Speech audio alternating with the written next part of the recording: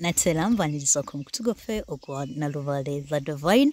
We are back okubanga tumaliriza ensonga za kaseera.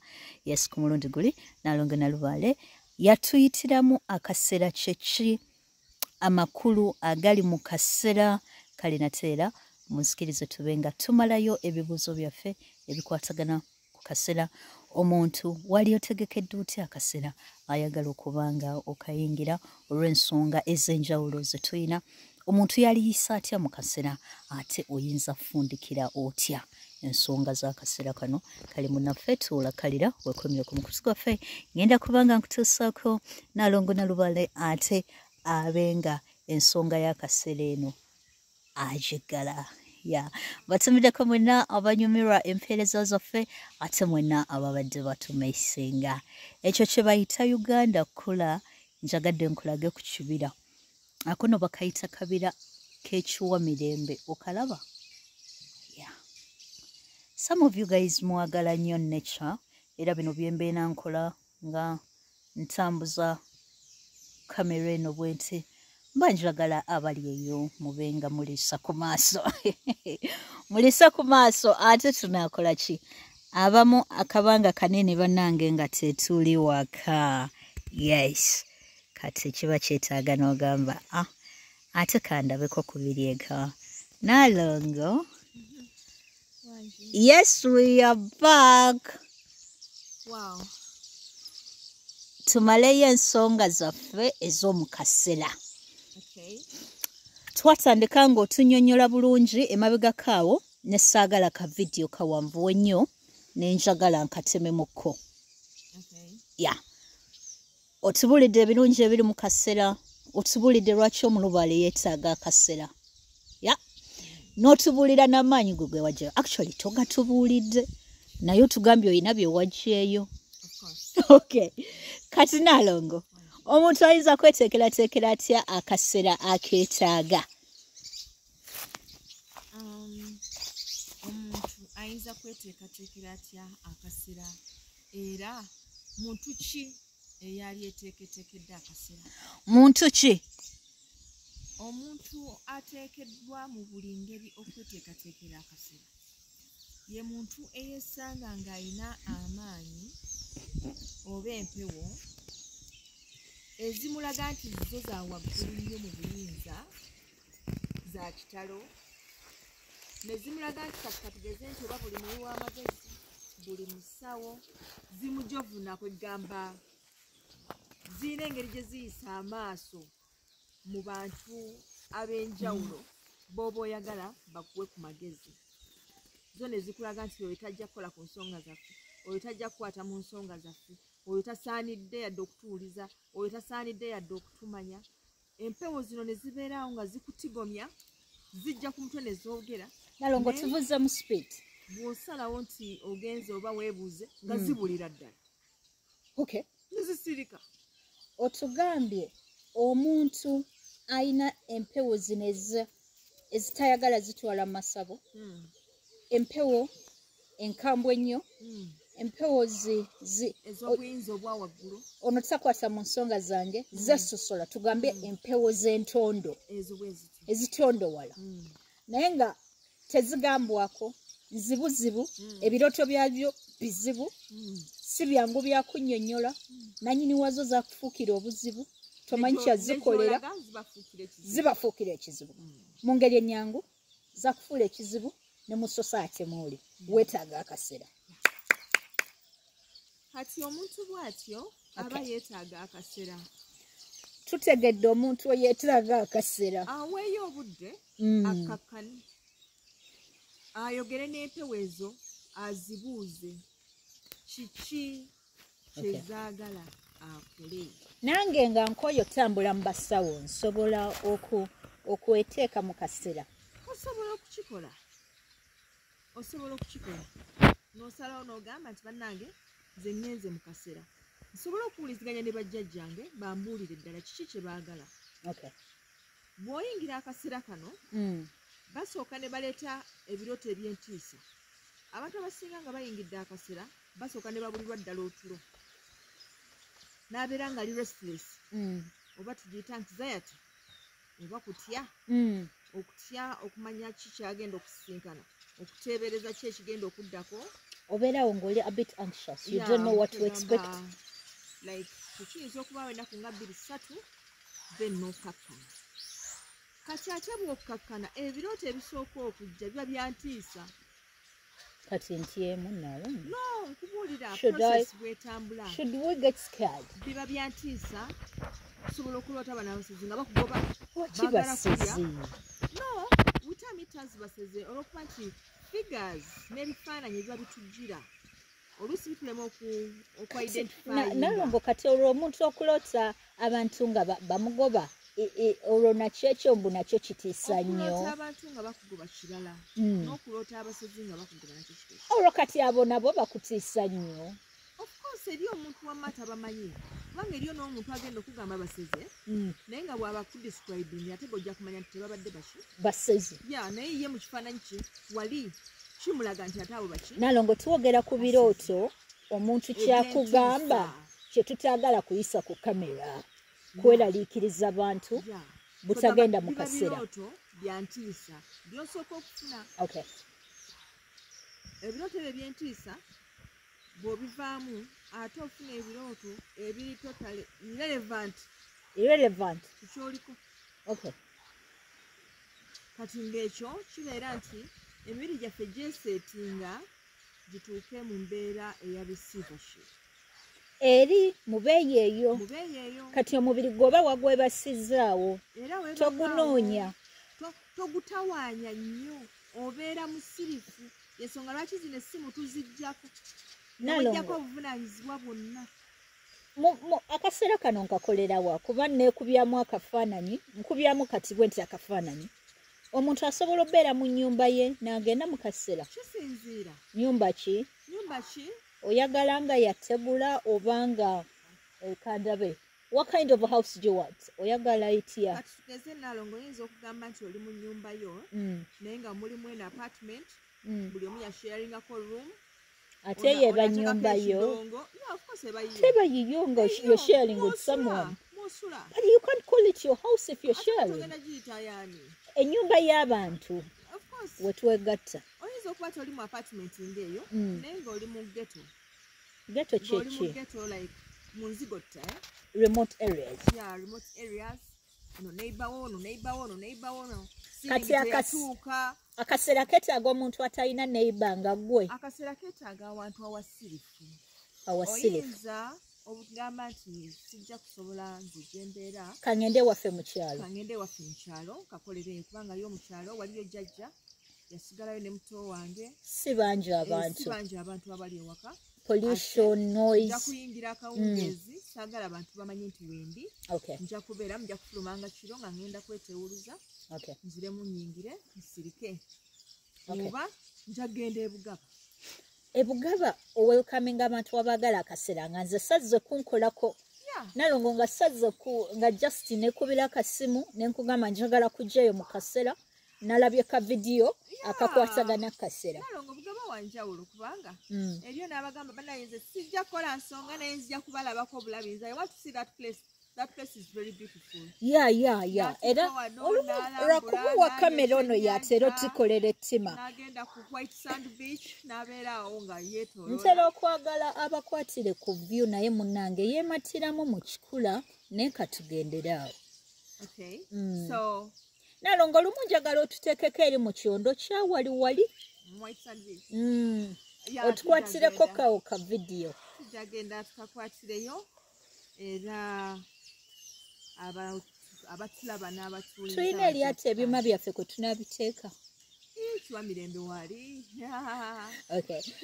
wali steady so kakati tutegedde waawe tusobola okukolera akaseera tutegedde ani alina okukola akaseera ne tugamba nti ng'oggyeko abantu abalina empewo bwe zityo eriyo bano abantu naalonga abagamba nti nze nkoze buli kimu kikoze mufumbidde ebijjulo muteereddewo buli kimu buli ekiŋŋambiddwa namuterawo n'ensolo mwakira naye empewo zigaanye okwogera tezaagala ate zigaanye nange okumpa kyenkola kyenjagala genkaba genkomba omuntu ng'oyo mba mu advisinga okugenda mu kaseera owuliziganye ne bajjajjaabo Hey. head zone Yes. yeah?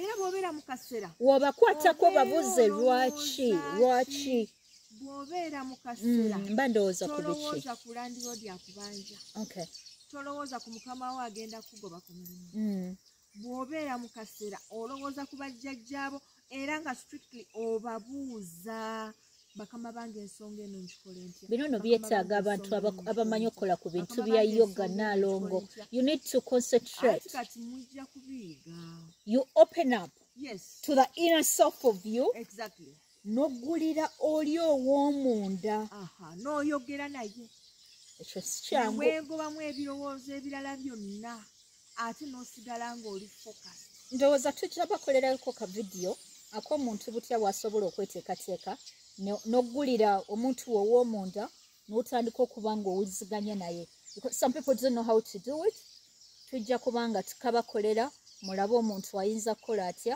okuggulira omuntu ow'omunda oyo Nalongo musufu mukyo era nga gwolaba oyo ayina bangamba oba ayina diguli nambirira mu bintu ebyo simanyi sijja byeyogeza kubanga mujja kubimbuuzaawo Nalongo tugende maaso kaakati bw'obanga omaze okuyita mu mitendera egyo olwo otandika okuggulirwawo enzigi zeggula akaseera ak'ennaku 9 osobola okukafunamu ekirooto ekyomulamwa nga kya ddakiika 3 naye nga kyegasa naye ekyo kiba kiyitibwa kirooto nga kirimu obwo bwe tuyita obubaka nga kirimu okwanukulwa kw'emyaka gyonna zoze ng'obonaabona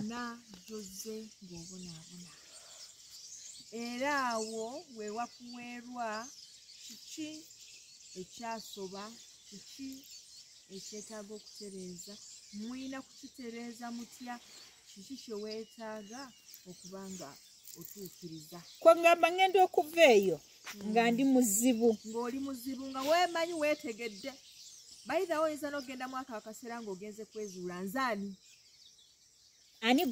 ani ali ku mutwe gwange nalemu okumanya because such people abagamba nze bajjajja bajjako bangi nze simanyi ani nanyini mutwe njagala kumanya who is the head okay but these people they call you halo Nalongo najagadde okumanya jjajjange omukulu yaani kati gona mutegera otya jjajjawo omukulu ali kuggwe gwoyita naye osula naye olya naye anti mwe mumanyi ebintu bingi Nalongo mumanyi ebintu bingi ne bwe mba mbimanyi eno field erimu amateeka we are not supposed to spoon feed people abantu waliwo ebintu bye balina okwezuula sobola kubuulira mu birooto byange n'oteebereza n'omanya kati ono nno mba mmanyi naye ekirooto kyo bwe kiba kiganye okukubuulira lwaki nze mba akubuulira you have to find out by yourself awo nooyongedde ofuuka bali bajjajja be twegayirira okubanga ate naawe otulumya bulumi saagala okeera enkya Nalongo ogambe